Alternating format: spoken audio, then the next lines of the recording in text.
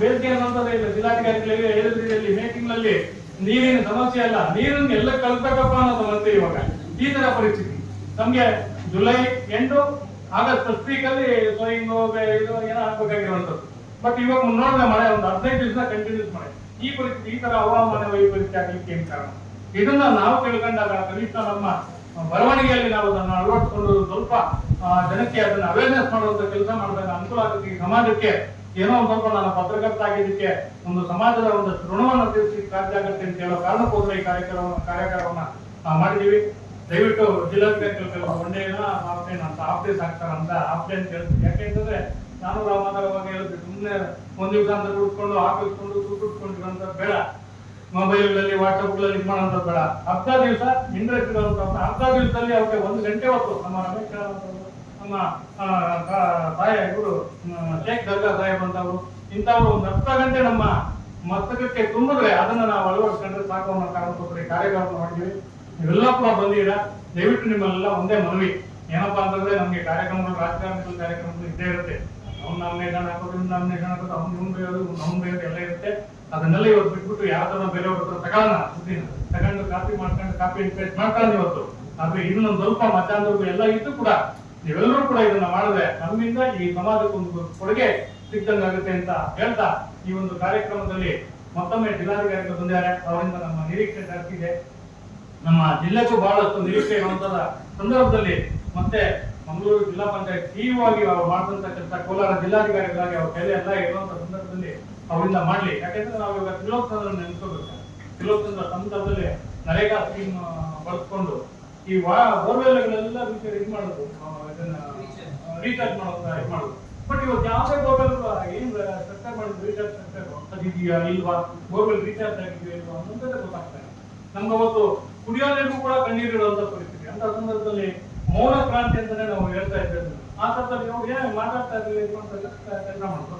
ಆಮೇಲೆ ಕಾವೇರಿ ಅವ್ರು ಬಂದ್ಮೇಲೆ ಒಂದು ಸ್ವಲ್ಪ ಅದನ್ನ ಇದು ಮಾಡ್ಕೊಂಡ್ರು. ಅವಾಗ ಇವರು ಎಸ್.ಪಿ. ಸಿಇಒ ಕೆಲವು ದಿವಸ ಆಯ್ತು ನಮ್ಮ ಜಿಲ್ಲಾಧಿಕಾರಿ ಇವರು ತ್ರಿಲೋಕಚಂದ್ರ ಅವರು. ಆಮೇಲೆ ಕಾವೇರಿ ಮೇಡಮ್ ಬಂದ್ಮೇಲೆ ಇದು ಮಾಡಿದ್ರು. ಆಮೇಲೆ ರೀಚಾರ್ಜ್ ಮಾಡಿದಂತ ಬೋರ್ವೆಲ್ಗಳು ಏನೋ ಇದು ಮಾಡಿದ್ದಾರೆ, ಅದನ್ನ ಡೈಮಂಡ್ ಹಾರ್ವೆಸ್ಟಿಂಗ್ ಮಾಡಿದ್ದಾರೆ. ಅದರಿಂದ ಏನ್ ಪ್ರಯೋಜನ ಆಯ್ತು? ಆ ಬೋರ್ವೆಲ್ಗಳು ಏನಾದ್ರು ನೀರು ಬಂದಿದ್ಯಾ ಇಲ್ವಾ, ಸ್ಕ್ಯಾನಿಂಗ್ ಮಾಡೋದನ್ನ ಮತ್ತೆ ಬಳಸ್ಕೊಳ್ಳಿಕ್ಕೆ ಸಾಧ್ಯ ಯಾವುದು ಕೂಡ ಆಗ್ಲಿಲ್ಲ, ಫಾಲೋ ಆಗಲಿಲ್ಲ. ಈ ತರದ ಕಾರ್ಯಕ್ರಮಗಳಾದಾಗ ನಮ್ಮ ಜಿಲ್ಲೆಗೆ ಅನುಕೂಲ ಆಗ್ತದೆ. ಮತ್ತೆ ಸಂಜಯ್ ದಾಸ್ ಗುಪ್ತಾ ಅವ್ರನ್ನ ನೆನೆಸ್ಕೋಬೇಕು. ಅವರು ಕೆರೆಗಳು ಉಳಿಸುವಂತ ಕಾರ್ಯಕ್ರಮವನ್ನ ಫಸ್ಟ್ ಕೊಟ್ಟಿದ್ದೇವರು. ರಾಮಕೃಷ್ಣ ಅವರು ಎಲ್ಲ ಜೊತೆ ಕೆಲಸ ಮಾಡಿದ್ರು. ಸಂಜಯ್ ದಾಸ್ ಗುಪ್ತಾ ಅವ್ರನ್ನ ಎಲ್ಲ ನಮ್ಮ ಬಂಗಾಳಿ ಬಾಬು ಅಂತ ಸುತ್ತ ಇಟ್ಕೊಂಡು ಕುದುರೆ ಮೇಲೆ ಹೋಗ್ತಾ ಇರೋರು, ಬಂಗಾಳಿ ಬಾಬು ಅಂತ ಅವ್ರನ್ನ ಟೀಸ್ ಮಾಡೋರು, ಹೆಂಗೆ ಮಾಡೋರು. ಆದ್ರೂ ಕೂಡ ನಾವು ಬಿಡುಗಡೆ ಮಾಡೋದು. ಬಲರಾಮ್ ಜಾಕಟ್ ಅವರು ಮುತ್ತೂರು ಅಂತ ಶಿಲ್ಘಟ್ಟದ ಮುತ್ತೂರಿಗೆ 2 ಡಿಸ್ಟ್ರಿಕ್ಟ್ ಒಂದಾಗಿತ್ತು. ಮುತ್ತೂರಲ್ಲಿ ಕಟ್ಟಿ ಬಲರಾಮ್ ಜಾಕಟ್ ಅವ್ರನ್ನ ಕಟ್ಟಿ ಅಗ್ರಿಕಲ್ಚರ್ ಮಿನಿಸ್ಟರ್ ಅವ್ರು ಇದು ಮಾಡಿದ್ರು. ಮತ್ತೆ ಇಸ್ರೋ ಮೂಲಕ ಒಂದು ಇದನ್ನ ಇದು ಮಾಡ್ತಿದ್ರು, ಒಂದು ಸ್ಯಾಟಲೈಟ್ ಸರ್ವೆ ಮಾಡ್ತಿದ್ರು. ಕೋಲಾರ ಜಿಲ್ಲೆಗೆ ಏನಾಗ್ಬೇಕು, ಏನು ಯಾವ ತರ ಮಾಡ್ಬೇಕು ಅಂತ.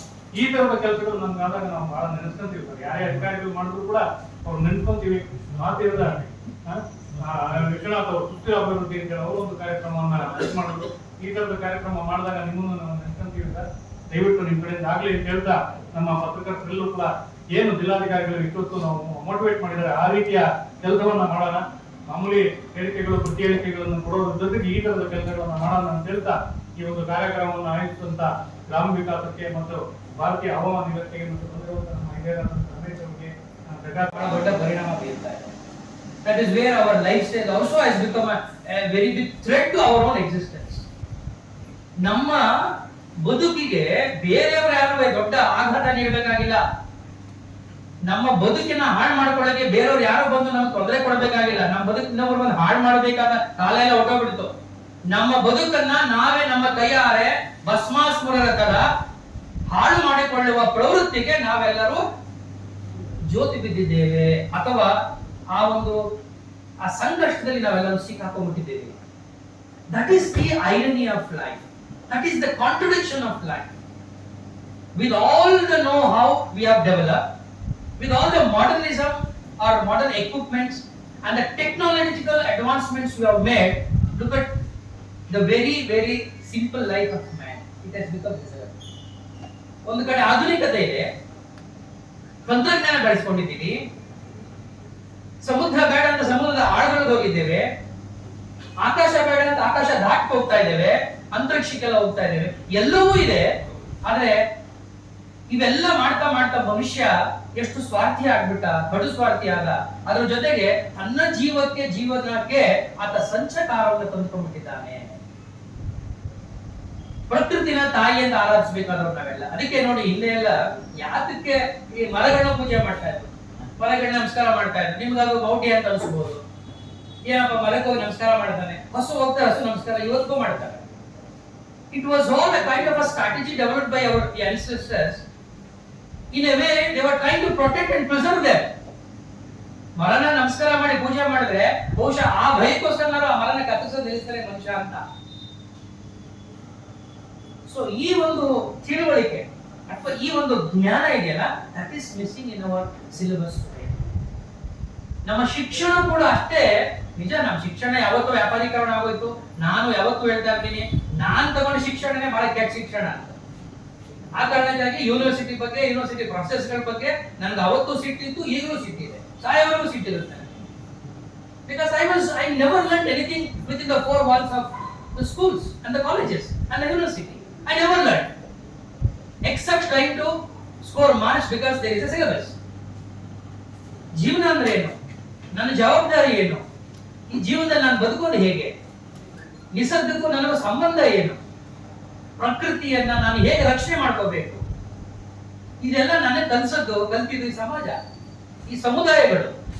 ಅದಕ್ಕೆ ನಾವೆಲ್ಲರೂ ಕೂಡ we must be always connected with the society.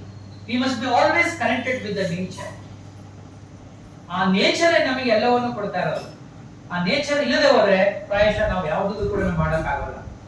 ನಾನು ಹೇಳಿದ್ನಲ್ಲ, ಬೆಳಿಗ್ಗೆ ಕೂತ್ಕೊಂಡು ನೋಡುವಾಗ ನಾನೆಲ್ಲೋ ಕೋಲಾರದಲ್ಲಿ ಇದ್ದೀನೋ ಅಥವಾ ಕೊಡಗಿನಲ್ಲಿ ಇದ್ದೀನೋ ಅನಿಸ್ತಾ ಇತ್ತು.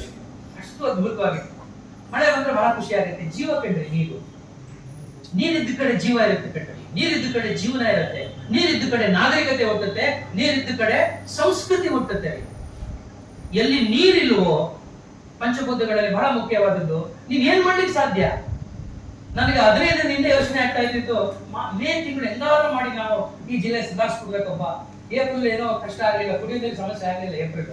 ಐ ವಾಸ್ ವರಿಡ್ ಓನ್ಲಿ ಈ ಮೇ ತಿಂಗಳ ಹೆಂಗಾದ್ರೂ ಮಾಡಿ ಹಾಕ್ಬಿಟ್ಟು ಸಾಕಪ್ಪ ಅನ್ಕೊಂಡು 15 ದಿನ ಹಿಂದೆ ನಾನು ಮೀಟಿಂಗ್ ಮಾಡುವಾಗೆಲ್ಲ ನನ್ನ ಮನಸ್ಸು, ನಾನು ಆಫೀಸ್ ಜೊತೆ ಹೇಳಕ್ಕಾಗಲ್ವಲ್ಲ, ಹಾಗೆ ಹೀಗೆ ಹೋಗಿದೆ ನಮಿಯೆಲ್ಲ.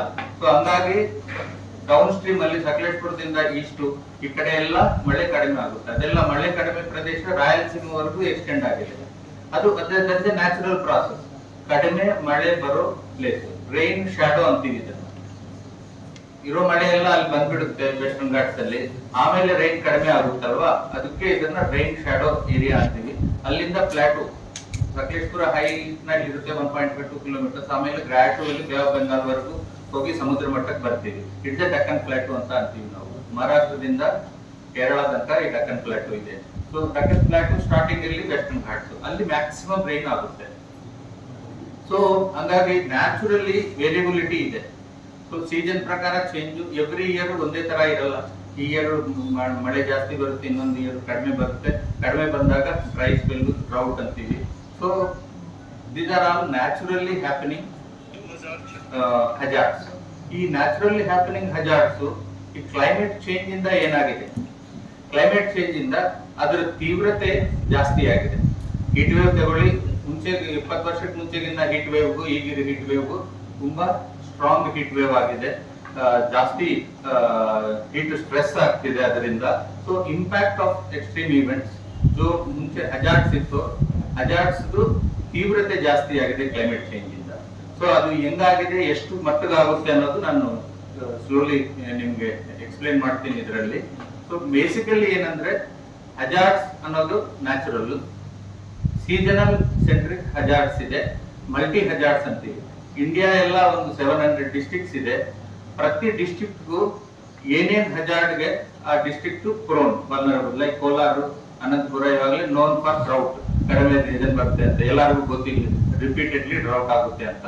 ಹಂಗೆ ಕೋಸ್ಟಲ್ ರೀಜನ್ ಹೋದ್ರೆ ಡ್ರೌಟು ಆಗ್ಬೋದು, ಸೈಕ್ಲೋನ್ ಇಂದ ಜಾಸ್ತಿ ಮಳೆ ಬರ್ಬೋದು. ಸೊ ಅವ್ರಿಗೆ ಸೈಕ್ಲೋನ್, ಡ್ರೌಟ್ ಎರಡು ಹಜಾರ್ಡ್ಸ್ಗೆ ದೇ ಆರ್ ವಲ್ನರಬಲ್ ಅಂತ. ಸೊ ಹಿಂಗೆ ಮಲ್ಟಿ ಹಜಾರ್ಡ್ ವಲ್ನರಬಿಲಿಟಿ ಅಂತ ಎಲ್ಲ ಡಿಸ್ಟ್ರಿಕ್ಟ್ಸ್ ಕ್ಯಾಟಗರೈಸ್ ಮಾಡಿದ್ರೆ 700 ಆರ್ಡ್ ಡಿಸ್ಟ್ರಿಕ್ಟ್ಸ್ ಅಲ್ಲಿ ಇಂಡಿಯಾನಲ್ಲಿ every district is affected by or continuously getting affected by multiple hazards. So ಒಂದ್ ಕಡೆ 5-6 ಹಜಾರ್ಡ್ಸ್ಗೆ ಡಿಸ್ಟ್ರಿಕ್ಟ್ ಪ್ರೋನ್ ಸಮ್ ಡಿಸ್ಟ್ರಿಕ್ಟ್ಸ್. ಈಗ ಉತ್ತರಾಖಂಡ್ ತಗೊಳ್ಳಿ, ಅಲ್ಲಿ ರೈನ್ಫಾಲ್ ಬರುತ್ತೆ, ಫ್ಲಡ್ ಬರುತ್ತೆ, ಲ್ಯಾಂಡ್ ಸ್ಲೈಡ್ ಇದೆ, ಅವ್ರಿಗೆ ಅವಲಾಂಚು ಇದೆ, ಕೋಲ್ಡ್ ವೇವ್ ಇದೆ, ಹಿಂಗೆ ಈ ತರ. ಸೊ ಮಲ್ಟಿಪಲ್ ಹಜಾರ್ಡ್ಸ್ ಇರೋ ಡಿಸ್ಟ್ರಿಕ್ಟ್ಸ್ ಇದೆ. 1 or 2 ಮಿನಿಮಮ್ 2 ಹಜಾರ್ಡ್ಸ್ ಇಂಪ್ಯಾಕ್ಟ್ ಆಗೋ ಡಿಸ್ಟ್ರಿಕ್ಟ್ಸ್ ಇದೆ. ಸೊ ಇದನ್ನು ಮಲ್ಟಿ ಹಜಾರ್ಡ್ ವಲ್ನರಬಿಲಿಟಿ ಅಂತ ಎವ್ರಿ ಡಿಸ್ಟ್ರಿಕ್ಟ್ ನ ಈ ತರ ಕ್ಯಾಟಗರೈಸ್ ಮಾಡಿದೀವಿ, ಅನಲೈಸ್ ಮಾಡಿದೀವಿ. Every year, every 2 years, every year ಹೊಸ ಎಕ್ಸ್ಟ್ರೀಮ್ ಇವೆಂಟ್ಸ್ ಆಗುತ್ತೆ, ಹಜಾರ್ಡ್ಸ್ ಆಗುತ್ತೆ. ಹಜಾರ್ಡ್ಸ್ ತೀವ್ರತೆ ಜಾಸ್ತಿ ಆಗಿರೋದ್ರಿಂದ ಅದನ್ನ ಎಕ್ಸ್ಟ್ರೀಮ್ ಇವೆಂಟ್ಸ್ ಅಂತ ಇದ್ದೀವಿ. ಸೊ ಕ್ಲೈಮೇಟ್ ಚೇಂಜ್ ಟರ್ಮಿನಾಲಜಿನಲ್ಲಿ ಕ್ಲೈಮೇಟ್ ಎಕ್ಸ್ಟ್ರೀಮ್ಸ್ ಅಂತ ಅಂತೀವಿ. ಸೇಮ್ ಹಜಾರ್ಡ್ಸ್ ಅವ್ರ ತೀವ್ರತೆ ಆಮೇಲೆ ವರ್ಷಕ್ಕೆ 1-2 ಸತಿ ಆಗ್ತಿರೋದು 4 ಸತಿ 5 ಸತಿ ಆಗ್ತಿದೆ ಈಗ. ಇವೆಂಟ್ಸ್ ಎಲ್ಲ, ಇವೆಂಟ್ಸ್ ಫ್ರೀಕ್ವೆನ್ಸಿ ಇನ್ಕ್ರೀಸ್ ಆಗಿದೆ, ಇವೆಂಟ್ಸ್ ಇಂಟೆನ್ಸಿಟಿನೂ ಇನ್ಕ್ರೀಸ್ ಆಗಿದೆ. ಅದರಿಂದ ಮುಂಚೆ ಏನಂತಿದೀವಿ, ಡಿಸಾಸ್ಟರ್ ಮ್ಯಾನೇಜ್ಮೆಂಟ್. ಡಿಸಾಸ್ಟರ್ ಮ್ಯಾನೇಜ್ಮೆಂಟ್ ಯಾಕೆ ಅಂತಿದೀವಿ? 4 ಸೈಕಲ್ಸ್ ಇದೆ. ಅದರಲ್ಲಿ preparedness, early warning, response, mitigation. Mitigation ಅಂದ್ರೆ ಡಿಸಾಸ್ಟರ್ ಇಂದ ಆಗೋ